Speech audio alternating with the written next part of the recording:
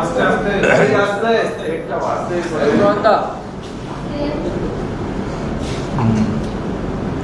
সেটা হচ্ছে যে এন্টালি থানায় বিজেপির দুই গোষ্ঠীর সংঘর্ষে যে অশান্তি তৈরি হলো এবং থানা তালাবন্দি করে দিল। বিজেপির একটা গোষ্ঠী একটা থানায় তালাবন্দি করে দিল, থানাটাকে বন্ধ করে দিল এবং সেই অবস্থায় পুলিশ ভেতরে আটকে রইল, থানার কাজকর্ম বন্ধ রইল, বাইরে থেকে তাদের সরানো হলো না। আমাদের প্রশ্ন হচ্ছে এখনো একজনও কেন গ্রেফতার হলো না? তা ওইখানে কি এইসব গুন্ডা দমন আইনের হুমকি টুমকি ওগুলো কি বিজেপির জন্য নয়? যাদবপুর বিশ্ববিদ্যালয়ের ভেতরে ঢুকে হামলা করলে সেটা গুন্ডামি নয়। এন্টালি থানার বাইরে থেকে থানা লক করে দিচ্ছে, থানায় তালা দিয়ে দিচ্ছে, এটা তো সিম্বলিক। পশ্চিমবঙ্গে থানাগুলোয় বিজেপি তালা দিয়ে দিয়েছে, সিম্বলিক। পুলিশি ব্যবস্থায় তালা দিয়ে দিয়েছে, সিম্বলিক। আইন শৃঙ্খলা নিরপেক্ষতার তালাবন্দি, সিম্বলিক। বিজেপির দুটো গোষ্ঠী মারামারি করলো, কি নাম ওদের, কি রাম কি আমি ঠিক জানি না, ওদেরই লোকজন সব। কেন এখনো অ্যারেস্ট হচ্ছে না? যারা থানা এন্টালি থানা বন্ধ করে রেখেছিল, থানায় তালা দিয়ে রেখেছিল, পুলিশের কাজে হস্তক্ষেপ করেছে শুধু নয়, থানায় তালা বন্ধ করাটা পুলিশের উপর আক্রমণ, হামলা, কাজে বাধা দেওয়ার অভিযোগ, আরো আনুষঙ্গিক 10 রকম সেকশন হতে পারে। কেন একজনও অ্যারেস্ট হয়নি? বিশ্ববিদ্যালয়, যাদবপুর বিশ্ববিদ্যালয়ে গিয়ে মাঝরাত্রে গুন্ডামি করছে, তার বেলা গুন্ডা দমন আইন, এসব বড় বড় কথা আমরা শুনতে পাই না বিজেপি নেতাদের মুখ থেকে। এন্টালি থানায় তালা দিয়ে দিল, নজিরবিহীন, পশ্চিমবঙ্গের নজিরবিহীন ঘটনা। এর আগে পুলিশের নানা ভূমিকা নিয়ে বিরোধী দল নানা সমালোচনা করেছে, কিন্তু এটা দেখেছেন কখনো যে শাসক দলের গোষ্ঠীবাজিতে থানায় তালা দিয়ে দেওয়া হয়েছে এবং শাসক দল বলে তারা পার পেয়ে যাচ্ছে? কেন তাদের অ্যারেস্ট করা হচ্ছে না? কেন পুলিশ বেরিয়েছে সেই তালা, কোন সাহসে তারা তালা দেয়? কেন পুলিশ অ্যাকশন নেয়নি? এখনো কেন তারা ঘুরে বেড়াচ্ছে? যারা, ওই তো কটা লোক যারা থানায় এন্টালি থানা তালা দিয়ে বন্ধ করে রাস্তা আটকে বসেছিল, পুলিশ কেন তাদের ক্ষেত্রে নিষ্ক্রিয়? মাননীয় পুলিশ মন্ত্রী, আপনার থানা আপনার পার্টির লোক তালা দিয়ে যাচ্ছে, আপনি বসে বসে দেখছেন। আবার আপনি বিভিন্ন সভায় পুলিশ, আইন শৃঙ্খলা এসব নিয়ে কথা বলছেন। আপনার হুঙ্কার হুমকি শুধু কি তৃণমূল কংগ্রেস, মমতা বন্দ্যোপাধ্যায় সৈনিকদের উপর? আমরা অবিলম্বে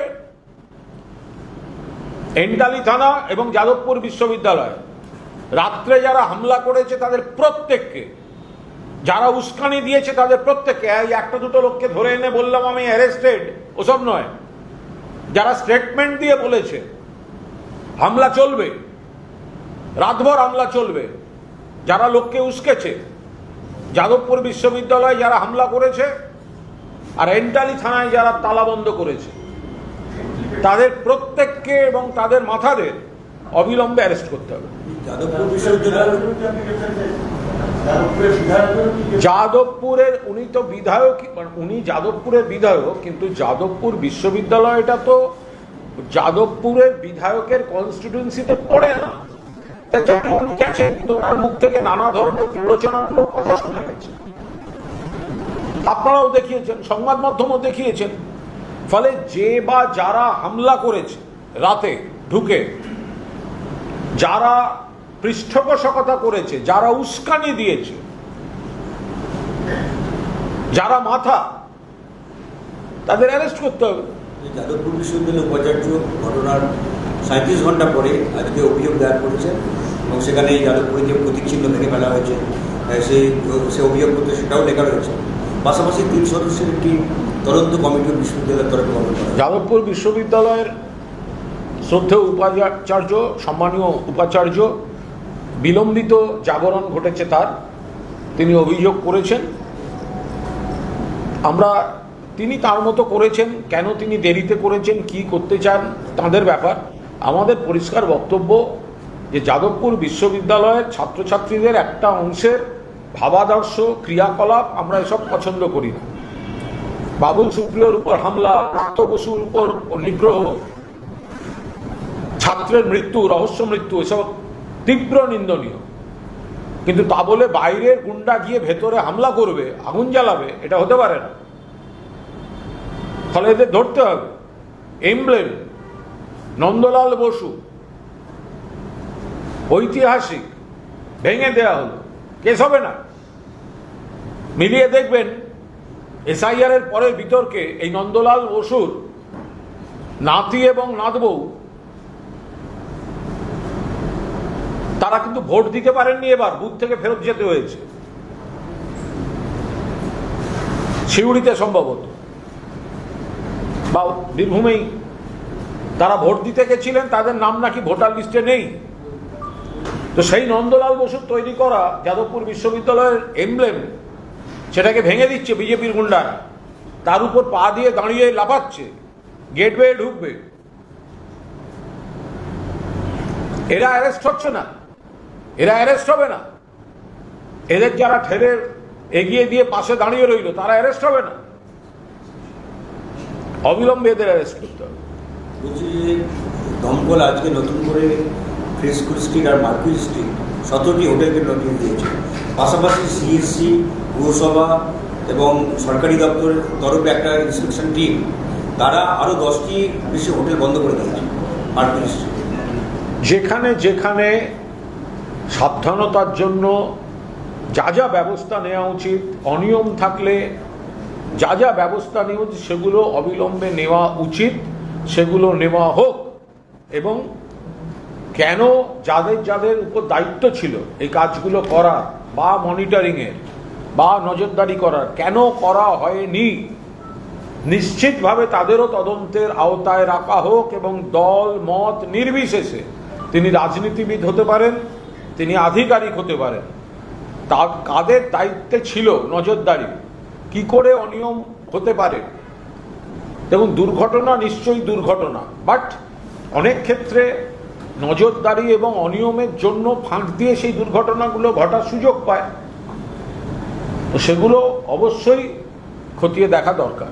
বর্তমান সরকার যাবতীয় দায় এই যে অনিয়ম বেনিয়ম সব পূর্বতন তৃণমূল সরকারের উপর চাপিয়ে দিচ্ছে। দেখুন, এটা কোনো কাজের কথা নয়। দায় তো এখনকার সরকারকেও নিতে হবে।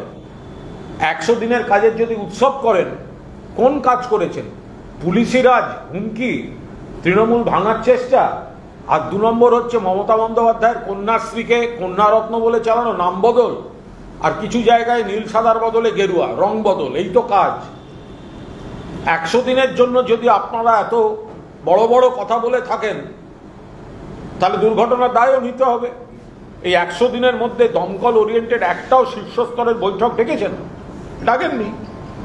মনিটরিং করার চেষ্টা করেছেন? করেননি। তাহলে 100 দিনের ঢাকঢোল পিটিয়ে যখন 100 দিন যখন উদযাপনে নেমেছে, তাহলে কিন্তু দুর্ঘটনার দায় বা খারাপ ঘটনার দায়ও তো আপনাদেরই নিতে হবে। গত 2 মাসে চিনির দাম 25 টাকা বেড়ে গেছে, কিন্তু আমাদের এই বাংলা বাজারে মূল্য নিয়ন্ত্রণের ব্যাপারে রাজ্য সরকার কোনো ভয়ঙ্করভাবে বেড়েছে।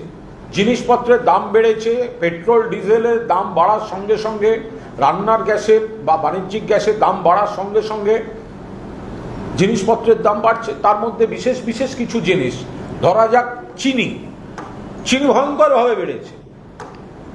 এবার তার বিভিন্ন ব্যাখ্যা আসছে যে পেট্রোলে ইথানল মেশানোটাকে এমনভাবে প্রশ্রয় দেওয়া হচ্ছে, সেই ইথানল তৈরি করতে গিয়ে যা যা উপাদান সেই সব সামলাতে গিয়ে এপাশে চিনির দামটা গেছে বেড়ে। ফলে এই সরকারের অদূরদর্শী, অপরিণামদর্শী, অপরিণত সিদ্ধান্তে চিনির দাম বাড়ছে, বাজারে আগুন লাগছে। পেট্রোল, ইথানল ঢুকছে, ইথানল তৈরি করতে গেলে অমুক লাগছে, সেটা করতে গেলে চিনির দাম বাড়ছে। একটা সময় রপ্তানি আমদানিতে চিনি সম্পর্কে সরকারের যা নীতি ছিল, এখন তড়িঘড়ি করে তাতে রদবদল আনতে হচ্ছে, তার কারণ সামলাতে পারছেন না। অদূরদর্শী কাজ হয়ে গেছে। চিনির দাম যেভাবে বাড়ছে তাতে আরো অনেক জিনিসেরই দাম বাড়ছে। কেন্দ্রীয় সরকার এবং রাজ্য সরকার, কেন্দ্রীয় সরকারের ভুল নীতিতে বাড়ছে আর রাজ্য সরকারের মনিটরিং এর অভাবে বাড়ছে। ফলে বাজারে আগুন। এবার নতুন করে আবার চিনির দাম বাড়তে শুরু করেছে, বসে বসে বিজেপি সরকার দেখছে। আর এদেরকে বলে কি হবে? এদের এক মন্ত্রী তো দেখলাম বন্যা দেখতে গিয়ে, বন্যায় জলে মানুষ ডুবে আছে, তিনি ঘুরছেন বোটে। এরা মানে একজন মাননীয় মন্ত্রী, এখন রাজ্যে বিস্তীর্ণ এলাকার জলবন্দী, মানুষ বিপর্যস্ত, বিপন্ন, ঘুরতে ঘুরতে বলছেন মানুষ ডুবে আছে ঠিকই, কিন্তু এক অন্য সৌন্দর্য, সুতরাং সুফলাং পশ্চিমবঙ্গ বন্দে মাতরম। এটা কি সুস্থভাবে বলা সম্ভব? একটা বন্যা কবলিত এলাকায় গিয়ে বন্যার জলে ডুবে থাকা গোটা এলাকায় লাইফ বোট পড়ে যেতে যেতে বন্যা পরিদর্শনে গিয়ে, হ্যাঁ মানুষের কষ্ট হচ্ছে, কিন্তু এই যে সৌন্দর্য, এই যে জলরাশি, সুজলাং সুফলাং বন্দে মাতরম, কি? এই ভিডিও যদি সত্যি হয়ে থাকে, এই ভিডিও যদি ফেক না হয়ে থাকে, তাহলে কনসার্ন মন্ত্রীকে অন্তত বিবৃতি দিয়ে ক্ষমা চাওয়া উচিত। যে বন্যার জলরাশি সৌন্দর্য নয়, বন্যার ওই জলরাশি মানুষ থেকে বিভিন্ন গবাদি পশু সম্পত্তি সর্বনাশ করে দিচ্ছে বন্যা পরিস্থিতি। সেখানে উনি বলছেন কি সুন্দর দেখতে লাগছে গো, সুজলাং সুফলাং শস্য শ্যামলাং বন্দে মাতরম। অমিত শাহ বলছেন যে গত 3 মাসে এই সরকারটা আসার পরে, যার ভিডিও দেখা যাচ্ছে তিনি, গত 3 মাসে সরকারটা এসছে, এর মধ্যেই 240 কিলোমিটার কাঁটাতারের বেড়ার জন্য উপযুক্ত জমি এই সরকার দিতে পেরেছে। অমিত শাহ হাতে পায়ে ধরেও পাওয়া যায়। অমিত শাহ যেগুলি বলছেন মানুষকে বিভ্রান্ত করছেন। অমিত শাহ কেন্দ্রীয় স্বরাষ্ট্রমন্ত্রী, যথাযথভাবে যেখানেই পশ্চিমবঙ্গে জমি চাওয়া হয়েছে মমতা বন্দ্যোপাধ্যায় সরকার সেখানেই যথাযথভাবে জমি ব্যবস্থা করেছে। কোথাও কোথাও নানা টেকনিক্যাল সমস্যা থাকে, মামলা থাকে, শরিকি ঝামেলা থাকে, সেগুলোকে তো একটু, আমার প্রশ্ন হচ্ছে উনি বাংলা নিয়ে এত কথা বলছেন, জমি অমুক তমুক, তো ত্রিপুরায় তো বিজেপির সরকার, তো ত্রিপুরায় ডবল ইঞ্জিন সরকার, মাননীয় স্বরাষ্ট্রমন্ত্রী অমিত শাহ কি জবাব দেবেন যে ত্রিপুরায় আগরতলা স্টেশন থেকে রোহিঙ্গা এবং অবৈধ বাংলাদেশি অনুপ্রবেশকারী ধরা পড়লো কি করে? তো ওখানের কাঁটাতার কি হলো? আসাম থেকে অভিযোগ আসছে কেন? ত্রিপুরায় যারা ধরা পড়েছে আগরতলা স্টেশন থেকে দুটো গ্রুপ, একটা গ্রুপ ট্রেন ধরে দিল্লি যাচ্ছিল, একটা গ্রুপ ট্রেন ধরে কলকাতার দিকে আসছিল। তা আগরতলা স্টেশনে ধরা পড়লো কেন? জমির গল্প কাকে দিচ্ছেন? শুধুমাত্র আগের সরকারকে দোষারোপ করার জন্য জমির গল্প দিচ্ছেন? তাহলে ত্রিপুরায় আপনার সরকার থাকা সত্ত্বেও রোহিঙ্গা আর অবৈধ বাংলাদেশি ত্রিপুরায় বাংলাদেশ সীমান্ত দিয়ে ঢুকছে কি করে? আপনার বিএসএফ, আপনার দপ্তর কি করছে? অন্নপূর্ণা ভান্ডারের টাকা না পেয়ে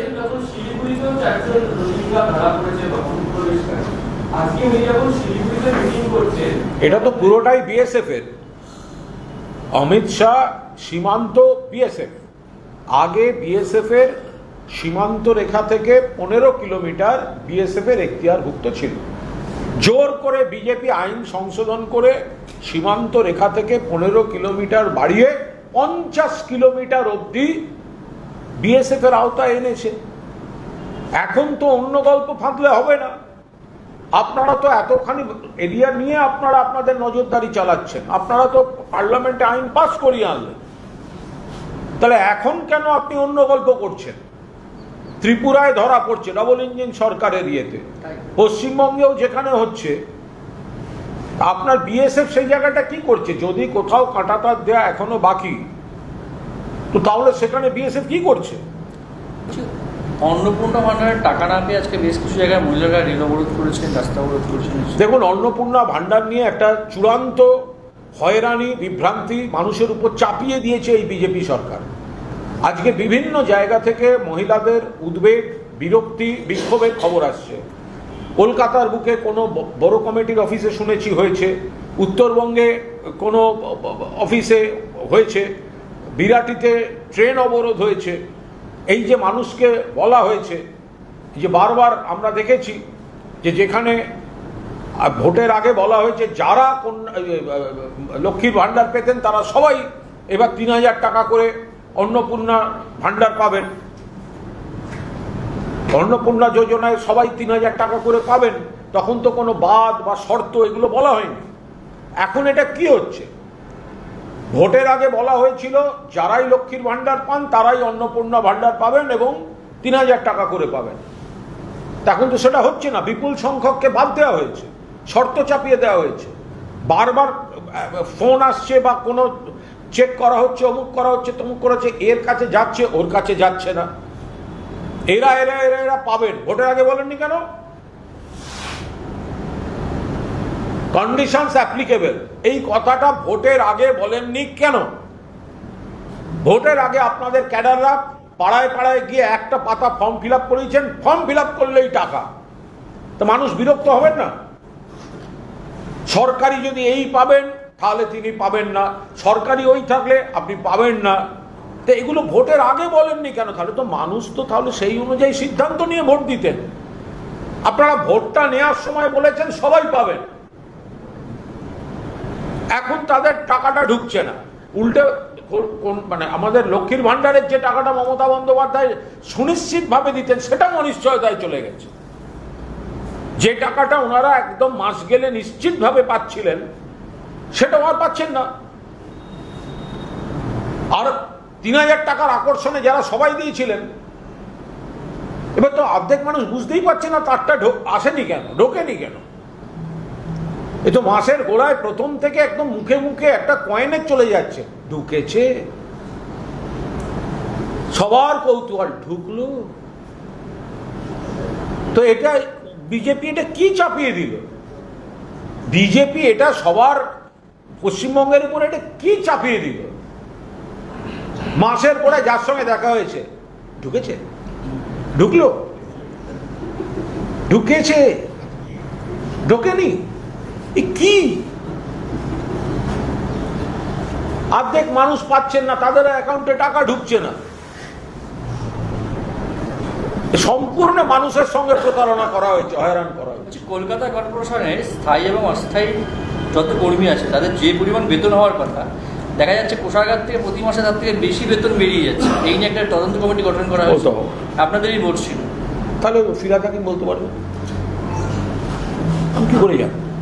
কলকাতা পুরসভার মেয়র ছিলেন ফিরাদ হাকিম, পুরমন্ত্রী ছিলেন ফিরাদ হাকিম, উনি এখন ভালো তৃণমূল। তা এখন যদি বিজেপির যার যা অভিযোগ আছে কর্পোরেশন সংক্রান্ত, তো কর্পোরেশন সংক্রান্ত যদি কোনো অভিযোগ থাকে বিজেপির, তা ওদের তো ভালো বন্ধু, ভালো তৃণমূল। ফিরাদ হাকিমকে জিজ্ঞাসা করুন।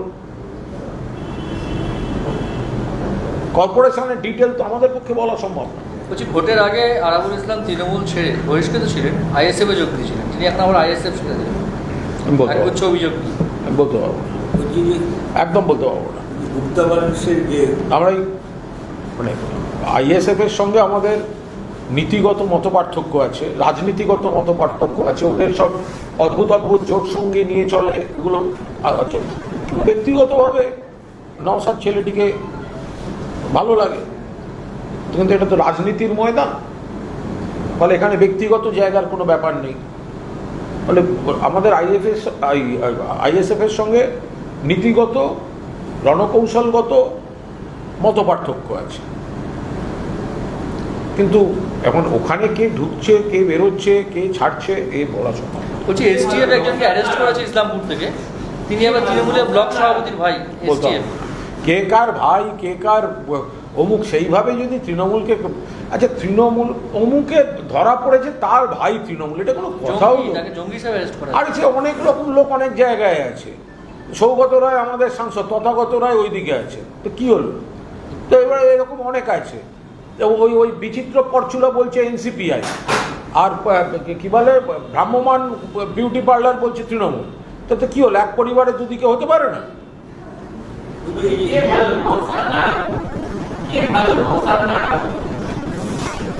না, বিষয় নয়, কিন্তু আরাবুল ইসলাম তৃণমূল কংগ্রেসের অত্যন্ত কঠিন দিনের সৈনিক ছিলেন। 2006টায় সিপিএমের সঙ্গে যে লড়া, সেটা আরাবুল ইসলামের লড়াইকে, এবার তাকে নিয়ে 10টা বিতর্ক থাকতে পারে, অভিযোগ থাকতে পারে, আমি তার মধ্যে ঢুকছি না, কিন্তু আরাবুল ইসলাম নিশ্চিতভাবে তৃণমূল কংগ্রেসের খুব অত্যন্ত একটা সময়ের খুব ভালো সৈনিক ছিলেন। তারপর নানা সমস্যা ইত্যাদি। আর নওশাদ আজকে যে বিভিন্ন দল রয়েছে তাদের সঙ্গে আমাদের মতে মেলে না, তাদের নীতি আলাদা, আমাদের নীতি আলাদা, কিন্তু ইয়াং ছেলে, একটা ফ্রেশ ছেলে, ভালো লাগে। আমি নেই আর কি, শীর্ষ নেতৃত্ব মমতা বন্দ্যোপাধ্যায় যা চূড়ান্ত করবেন সেটা। কাউকে দলে নেয়া বা কাউকে দল থেকে বহিষ্কার করা, এইটার তো কোনো এখতিয়ার আমাদের নেই। ফলে যদি কেউ আসতে চান বা কোনো পরিস্থিতি হয়, চূড়ান্ত সিদ্ধান্ত তো নেতৃত্ব।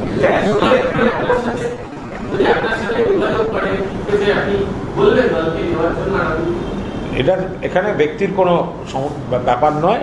আমি শুধু আবার বলছি, আরাবুল ইসলাম তৃণমূল কংগ্রেসের এমন সময় সৈনিক, যে সময়টা ওইখানে দাঁড়িয়ে সিপিএমের সন্ত্রাসের মোকাবিলা করতে বুকের পাটা লাগতো, কিন্তু পরবর্তীকালে নানা বিতর্ক, দূরত্ব এসব তৈরি হয়েছে। বাকিটা তো দলের শীর্ষ নেতৃত্বের বিষয়।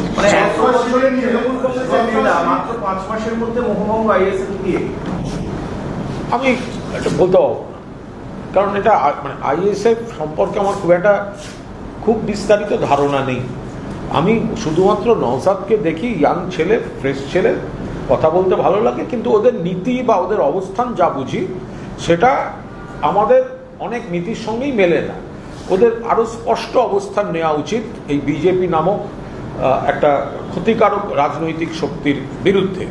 ফলে সেই সমস্ত জায়গায় ওরা এমন কিছু জোট সঙ্গে এমন কিছু করে ফেলে যাতে ঘুরে ফিরে হয়তো বিজেপির সুবিধা নিয়ে নেওয়ার চেষ্টা করে বিজেপি। অভিষেক বন্দ্যোপাধ্যায়ের বিরুদ্ধে 3টি অভিযোগ হচ্ছিল, একটি রবীন্দ্রনাথ থানায় আর দুটি হচ্ছে বিষ্ণুপুর থানায়। সেখানে বিচারপতি সৌগত ভট্টাচার্য অন্তর্বর্তী প্রধান দিয়েছেন 11 সেপ্টেম্বর পর্যন্ত, কিন্তু শর্ত অভিষেক বন্দ্যোপাধ্যায়কে শর্তপূর্ণভাবে সহযোগিতা করতে হবে। আমি একটা কথা বলছি, আমি সেবাশ্রয় নিয়ে আমি একটি শব্দও বলবো না, কারণ এই সেবাশ্রয়ে আমি জীবনে যাইনি, আমায় কেউ যেতেও বলেনি, আমার সঙ্গে দূর দূরান্তে কোনো সম্পর্ক নেই। আমি শুধু এইটুকু বলি, বিভিন্ন এমএলএ, এমপি তারা তাদের বা জনপ্রতিনিধি, কাউন্সিলর বা সাধারণ সাংগঠনিক নেতা, সমাজসেবী সংগঠন, অনেকেই তাদের কেন্দ্রে নানা ধরনের এই ধরনের স্বাস্থ্যকেন্দ্র বা স্বাস্থ্য শিবির, কেউ রক্তদান শিবির, কেউ বস্ত্রদান শিবির, মানুষকে পরিষেবা দেওয়ার নানা কাজ করেন।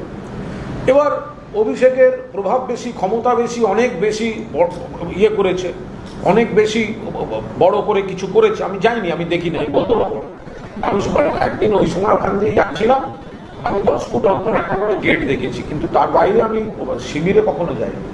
তো এখন সেই জায়গায় দাঁড়িয়ে সেবাশ্রয় সম্পর্কে আমার কোনো মন্তব্য নেই, কিন্তু আমি এটুকু বলছি যে কোনো জনপ্রতিনিধি বা যে কোনো নেতা তার এলাকায় তার মানুষকে পরিষেবা দেওয়ার জন্য বিভিন্ন কর্মসূচি করে থাকেন। এখন কাউকে টার্গেট করে নিয়ে যদি একটা আক্রমণ বা কিছু হয়, সেটা নিশ্চয়ই তিনি, he is the best person to answer. কিছুক্ষণ আগে বিধানসভা চত্বরে আপনাকে গেরুয়া উত্তরীয় করে ঘোরাঘুরি করতে দেখা যাচ্ছে। না, আমি তো আপনি বিজেপি জয়েন করে গেলেন না। আমি সম্পূর্ণ একদম মানে নির্ভেজাল তৃণমূল। আমার নাম কুণাল কুমার ঘোষ, আমি বিধায়ক, এবং আমার নেত্রীর নাম মমতা বন্দ্যোপাধ্যায়। আমি বিধানসভায় এসে স্ট্যান্ডিং কমিটির মিটিং ছিল, তো আমি এসে তখন একটি ফোন এসেছিল, তো ভেতরে এই লবিটার একটু ভেতরে ঢুকলে আপনারা সবাই জানেন ফোনের একটু নেটওয়ার্ক ডিস্টার্ব হয়, তো আমি ওই ফোনে কথা বলছিলাম। সেই সময় ভেতরে থেকে কয়েকজন বেরোচ্ছিলেন, তারা গেরুয়া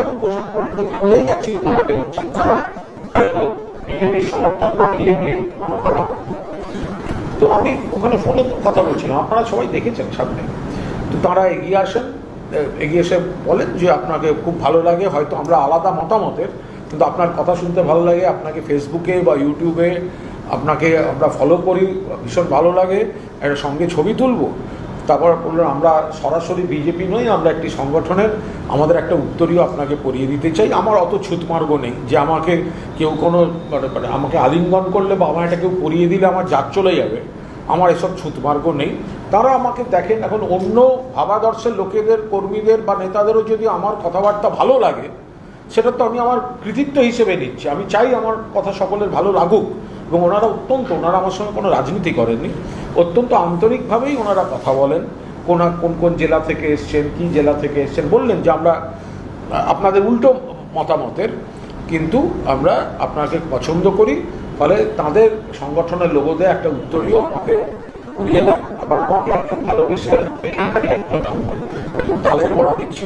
আমিও একা একা ওদের সামনে কি খাবো, আমিও তাদের বললাম যে নিতে পারেন। তো তারা একটু তালের বড়া খেলেন, এটা সৌজন্য। তারা তাদের কার্ড আমাকে দিলেন, আমার একটি কার্ড নিলেন, তারপর ওনাও চলে গেলেন, আমিও চলে গেলাম। আপনি গতকাল এখানে বসে একটি গুরুত্বপূর্ণ অভিযোগ করেছিলেন বা একটা বিষয় সামনে নিয়ে এসেছিলেন হুঁশিয়ারি শিল্পের শিলান্যাস সংক্রান্ত, যেটা জানা যাচ্ছে কিছুক্ষণ পরে সম্ভবত বোধহয় শুরু হতে চলেছে একটি সাংবাদিক সম্মেলন। শিল্প দপ্তরের সচিব, প্রিন্সিপাল সেক্রেটারি থাকবেন এবং লাক্স কোজির চেয়ারম্যান থাকবেন। মানে এটা কিভাবে দেখছেন আপনি? কিভাবে দেখব?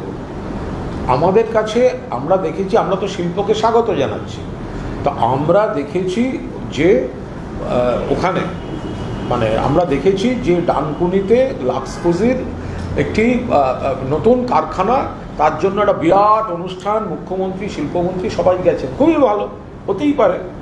কিন্তু তারপরে কিছু অভিযোগ আসে যে লাক্সকোজির ওখানে অলরেডি একটি কারখানা রয়েছে, তার পাশে যে জমিটা আরেকটি কারখানা এবং 600 কোটি টাকা বিনিয়োগের যে গল্পটি দেওয়া হতো, তখন অভিযোগ আসে ওখানে প্ল্যানটাই এখনো তৈরি হয়নি, প্ল্যান স্যাংশন হয়নি বলে একটা অভিযোগ আসে। দ্বিতীয় অভিযোগ আসে ওই জমিতেই একটি ওয়্যার হাউস, পাতি বাংলায় গুদাম করার জন্য একটা আবেদন কয়েক বছর আগে তারা করেছিলেন, এবং পরিবেশ দপ্তর তাদের চিঠি দিয়ে বলে, আমি কাল চিঠিটা দেখিয়েওছিলাম, যেহেতু শুধুমাত্র ওয়্যার হাউস, ফলে পরিবেশের আলাদা ছাড়পত্র দরকার নেই, কিন্তু ওখানে কোনো শিল্পের কিছু উৎপাদন করা যাবে না। তাহলে এইটাই প্রশ্ন ছিল, এক, কোনো প্ল্যান আছে কিনা, দুই, প্ল্যান অনুমোদিত কিনা, তিন, যে স্ট্যাটাস ছিল সেই স্ট্যাটাসটা বদল হচ্ছে কিনা, হয়েছে কিনা। যদি তারা সব অনুমতি করে নিয়ে শিল্প করেন, কেউ তো কোনো আপত্তি করছে না, কিন্তু যদি ফাঁক থাকে তাহলে সেগুলো তারা যেন মেরামতি করে না। বাংলায় একটা শিল্প হবে তো ভালো কথা, কিন্তু শিল্প হবে এই আশাটা জাগছে, অথচ কাগজে পত্রে নথিতে যদি ফাঁক থাকে তাহলে সেই ফাঁকটা যেন না থাকে। এটা ঠিক অভিযোগ নয়, যে প্রশ্ন আসছিল, রাজ্য সরকার বিভাগীয় তদন্ত করে দেখলে বিষয়টা তারা স্পষ্টভাবে বুঝতে পারবে। বলছি নৈহাটিতে একজন আর একটা কথা বলে রাখি, আজকে পুর ও নগরোন্নয়ন দফতরের স্ট্যান্ডিং কমিটির একটি বৈঠক ছিল। এখন সেখানে একটা সিদ্ধান্ত হয়েছে, আমাদের কমিটির চেয়ারম্যান বিজেপি বিধায়ক সজল ঘোষ এবং অন্যান্য সবাই সেখানে ছিলেন, এবং যারা প্রাক্তন মেয়রও ওই কমিটির সদস্য, সব দলেরই যেরকম থাকে স্ট্যান্ডিং কমিটির, তো স্ট্যান্ডিং কমিটি একটা সিদ্ধান্ত আগের দিনই একটা অনুরোধ করেছিলাম, আমি ধন্যবাদ দিচ্ছি কমিটিকে, কমিটি সেটা গ্রহণ করেছি যে আমরা শুধু এখানে মিটিং করব না, আমরা স্পটগুলোতে যাব। ফলে আগামী 2 তারিখ, আগামী 2 সেপ্টেম্বর মধ্য কলকাতার যে বিস্তীর্ণ এলাকা জল জমার সমস্যা, যেটা আমার স্ট্রিটকে কেন্দ্র করে এপাশে কলেজ স্ট্রিট,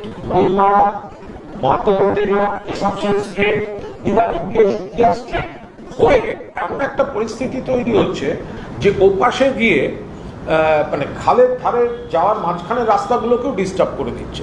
ফলে আগামী 2 সেপ্টেম্বর আমরা এই জায়গাটি স্ট্যান্ডিং কমিটি ভিজিট করবে, তার সঙ্গে ডিজি ড্রেনেজ কলকাতা কর্পোরেশনের এবং আনুষঙ্গিক সমস্ত অফিসারদেরও ঋষিকেশ পার্কের পাম্পিং স্টেশনের সামনে ডাকা হয়েছে।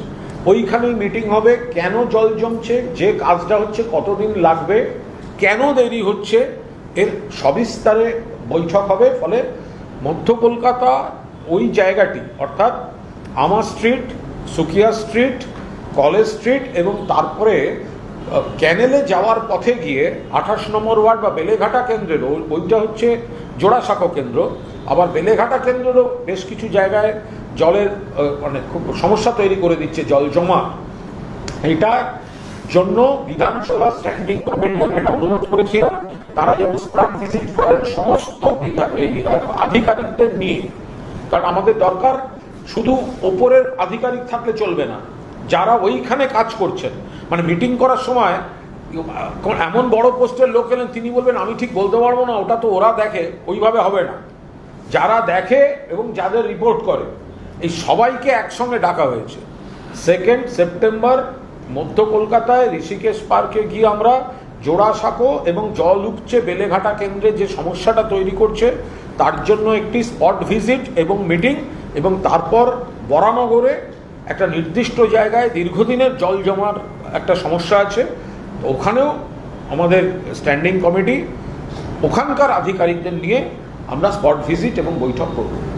বিজেপি বিধায়ক দিব্যেন্দু অধিকারীর সঙ্গে আজকে মেদিনীপুরের পন্না দুর্গন্ত এলাকা পরিদর্শনে যান জুন মালিয়া, তিনি বলেন এর মধ্যে কোনো রাজনীতি নেই।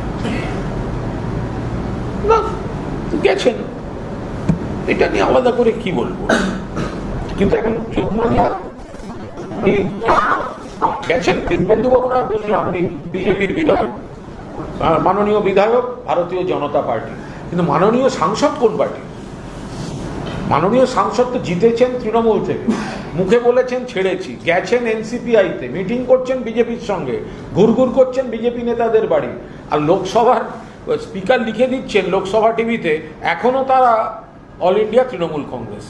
ফলে দিব্যেন্দুবাবু নয় বিজেপির নিশ্চিতভাবে, কিন্তু জুন মালিয়া সাংসদ, কিন্তু ঠিক কোন পার্টি সেটা বুঝতে পারলাম না। একজন ভদ্রমহিলা তাকে এক মন্ডল সভাপতি রাত্রে ফোন করে দেখা করতে চেয়েছিল, সে ফেসবুকে সেটা পোস্ট করে ভদ্রমহিলা। এরপর সে থানায় যায়, অভিযোগ দায়ের করে, এবং তারপর সেই ভদ্রমহিলাকে রাস্তাঘাটে পেটানো হয়েছে। কেন সে থানায় তার বিরুদ্ধে অভিযোগ করেছে? নৈহাটির ঘটনা অত্যন্ত ভয়ঙ্কর।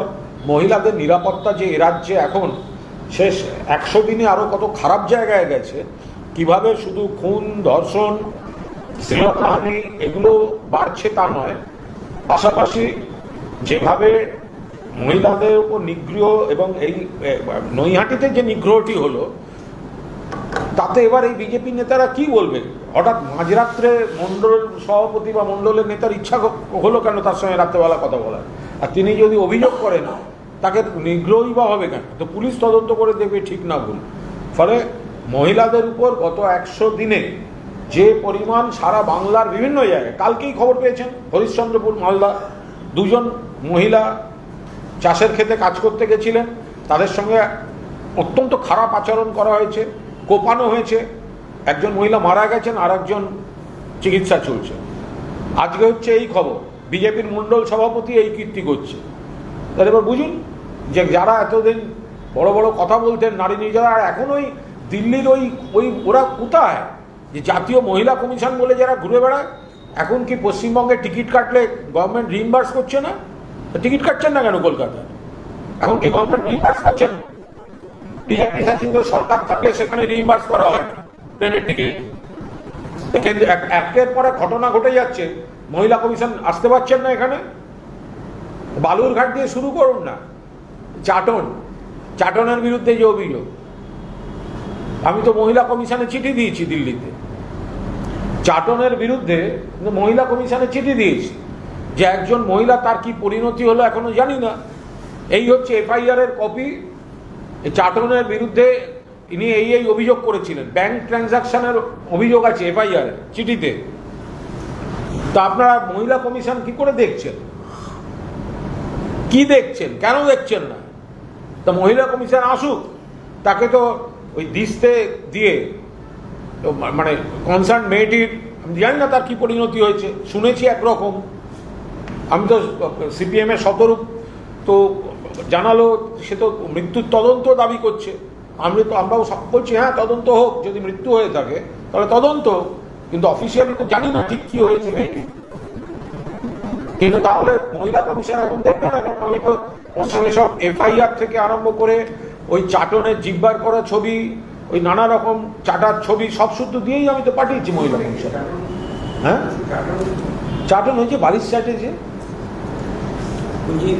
মুখ্যমন্ত্রী একটু আগেই তিনি চাটন হচ্ছে অনারেবল স্পিকারের প্রভিশনাল সিদ্ধান্তের প্রভিশনাল অপোজিশন লিডার, ওর ডাক নাম চাটন। মুখ্যমন্ত্রী কিছুক্ষণ আগে বললেন যে আমরা আইনের শাসন প্রতিষ্ঠা করেছি এবং তৃণমূল কংগ্রেসের সরকার ডিএনএ আটকে রেখেছিল, আমরা সেগুলো চালু করেছি।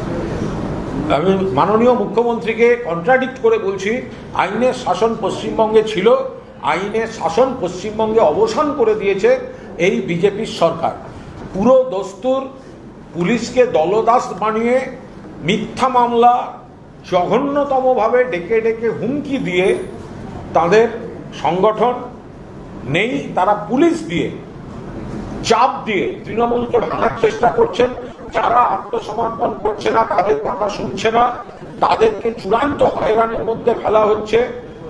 যারা ভালো তৃণমূল সেজে যাচ্ছে, যারা বিজেপি হয়ে গেছে তাদের ছাড়, যারা মমতা বন্দ্যোপাধ্যায়ের নেতৃত্বে আছে তাদের উপর জোর জুলুম, হামলা, হুমকি, পুলিশ দিয়ে হয়রানি, আইন শৃঙ্খলা পশ্চিমবঙ্গ থেকে উৎপাটিত করে দিয়েছেন এই বিজেপির সরকার। কল্যাণীর একটি ছবি আপনি পোস্ট করেছিলেন যেখানে পুকুর ভরাট চলছিল। আজকে অর্জুন সিং বলেছে যে পুকুর ভরাট করলে $0, আমরা মানব না। কিন্তু ওখানে দুনিয়ার জিহাদিরা আছে, জিহাদিরা থাকে, তৃণমূলের জামানায় পুকুরটা ভরাট। আমার পরিষ্কার বক্তব্য, মাননীয় মন্ত্রী অর্জুন সিং যদি বলে থাকেন যে পুকুর ভরাট বরদাস্ত করবেন না, সুতরাং কে থাকে, কারা করছে এই প্রশ্নের মধ্যে তো ঢুকছি না। আমি তো দিনের আলোয় পুকুর ভরাট চলছে ছবি পোস্ট করে প্রশাসনের দৃষ্টি আকর্ষণ করেছি। ওনারা পুকুরটিকে উদ্ধার করুন না, কে করছে, কেন করছে, এগুলো অবান্তর। যদি পুকুর ভরাট $0 হয়, আমি যা ভিডিও বা স্টিল ছবিগুলি পোস্ট করে সেখানে সকলের দৃষ্টি আকর্ষণ করেছি, তাহলে প্রশাসন পুলিশ পাঠিয়ে যেখানে অবধি ওরা বুঝিয়েছে সেটা ক্লিয়ার করে দিক। জলাশয়, জলাভূমি, পুকুর, জলটা থাক। আমি অর্জুন সিংয়ের এই শব্দটা যে পুকুর ভরাট $0, আমি অর্জুন সিংয়ের এই শব্দটা সমর্থন করে ওনাকে বলছি, আপনার বাড়তি ভাব সম্প্রসারণের দরকার নেই। যে কে করছে, কে করতো, ক্লিয়ার করে দিন। দৃষ্টি আকর্ষণ করে প্রশাসনকে বলছি পুকুর ভরাট করছে, অবিলম্বে থামান। মাননীয় মন্ত্রী নজর পড়েছে, ভালো লাগলো। তিনি প্রশাসনকে বলে অবিলম্বে পুকুর ভরাট বন্ধ করুন এবং জলাভূমিটাকে আবার জলাশয়ের চেহারা দিয়ে দিন। দিলীপ ঘোষ বলেছে যাদবপুরে যা হয়েছে সেদিকে সার্জিক্যাল স্ট্রাইক হয়েছিল। আরে দিলীপ ঘোষ এই যে বলেন না যাদবপুরে যা হয়েছে ঠিক হয়েছে, দিলীপ ঘোষ দার্জিলিংয়ে যখন ঘুরছিলেন তখন ওনার পশ্চাৎ দেশে যারা কৃষক করেছিল সেটা কি ঠিক ছিল? দিলীপ ঘোষ সকালবেলা দার্জিলিংয়ে মর্নিং ওয়াকে বেরিয়েছিলেন, মনে আছে ছবিগুলো? পেছন থেকে কারা কি করেছিল পশ্চাৎ দেশে, তা আমরা তো নিন্দা করেছিলাম, ওটা ঠিক হয়নি। তা এখন বিরক্ত দেখাচ্ছেন কেন মন্ত্রী হয়ে? যেটা খারাপ সেটাকে খারাপ বলুন। যাদবপুর বিশ্ববিদ্যালয়ের ভেতরে যারা থাকে সেই ছাত্রছাত্রীদের একাংশের সব কাজ আমরা সমর্থন করি না। বাবুল সুপ্রিয়র উপর হামলা, ব্রাত্যকে লাঞ্ছনা, স্বপ্নদ্বীপের মৃত্যু, ওদের অনেক কিছুর সঙ্গে আমাদের তীব্র মত পার্থক্য। কিন্তু তা বলে বিজেপির গুন্ডারা রাত্রিরে গিয়ে আগুন লাগাতে চাইবে, এটা কখনো হতে পারে না। দিলীপদা দয়া করে ভাববেন না। আপনারা একটু মনে রাখবেন দার্জিলিংয়ে হাঁটছেন, পেছন থেকে দুম করে কারা কি করলো, সেগুলোকেও কিন্তু আমরা কেউ সাপোর্ট করিনি। খারাপটাকে খারাপ বলুন। গুপ্তা ব্রাদার্সের যে দোকানে গোলমালের ঘটনা ঘটেছিল, তারপর আজকে একটা মিষ্টান্ন বিক্রেতাদের একটা সম্মেলন হয়, তাদের বড় বড় মিষ্টান্ন বিক্রেতারা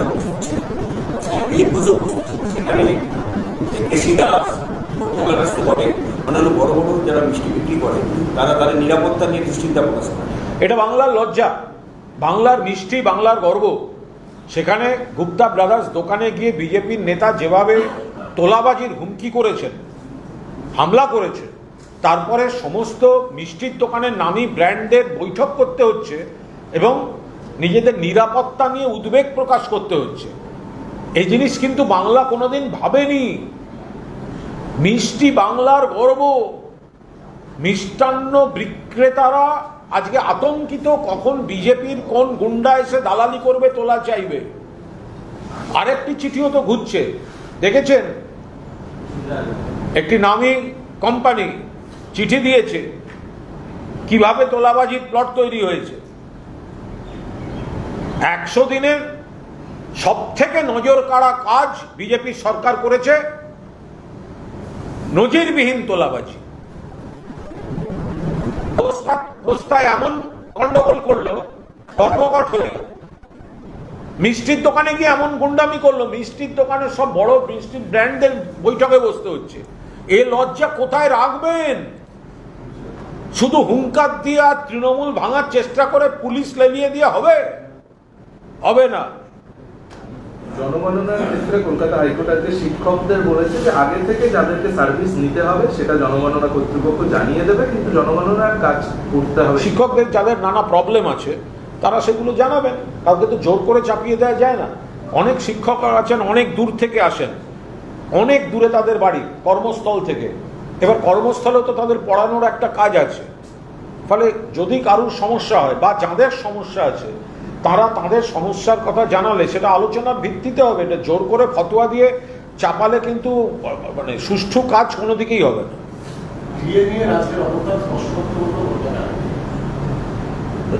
এটা ডিএ নিয়ে তো প্রথম বিজেপির অবস্থান স্পষ্ট করা হয়েছে।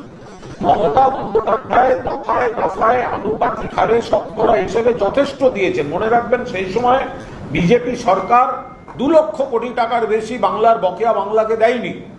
সেই সীমাবদ্ধতার মধ্যে মমতা বন্দ্যোপাধ্যায়কে ডিএ দিতে হতো, তাও তিনি শেষ 4% ঘোষণা করে গেছেন। এবং আনুপাতিক হারে যোগ করে করে দেখুন, আপনি খুব একটা কমতি পাবেন না। কিন্তু তখন কি বলা হতো? ক্ষমতা এলেই 1 মাসের মধ্যে ডিএ সমান হয়ে যাবে। নেই কেন? ক্ষমতা এলেই রান্নার গ্যাস 450 টাকা, নেই কেন? ক্ষমতা এলেই পেট্রোল ডিজেলের উপর রাজ্য সরকারের যে সেস প্রত্যাহার করে নেওয়া হবে, হয়নি কেন? ডিএ নিয়ে তখন ডিএ মঞ্চগুলিকে উত্তেজিত করে গেলেন বিজেপি নেতারা। তা আজকে কেন দাবি দেওয়া তারা মেটাতে পারছেন না? আজকে কেন সুপ্রিম কোর্টে গিয়ে স্পষ্ট করে বলতে পারছেন না কি করতে চান? Thank you, চললুম।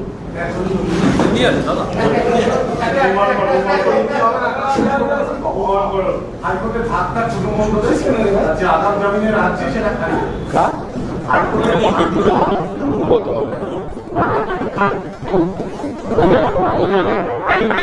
চলবে, কোর্টের ব্যাপার। তৃণমূল নিয়ে কোনো মন্তব্য করবো না। আইনের কথা চলবে।